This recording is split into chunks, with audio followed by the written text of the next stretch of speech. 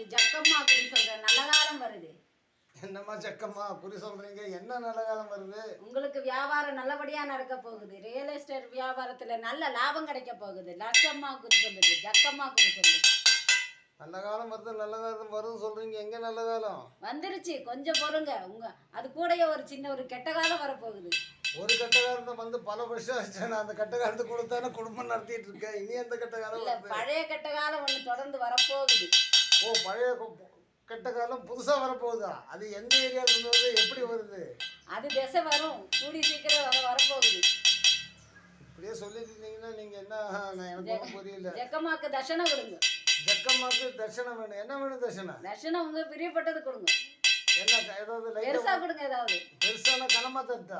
கனமா கொடுங்க. ஒரு கோட்டு பிரியாணி ரம்மு தட்டா ஒரு கோட்டு உங்க இஷ்டமா கொடுங்க. ஜக்கம்மா குடிக்குமா?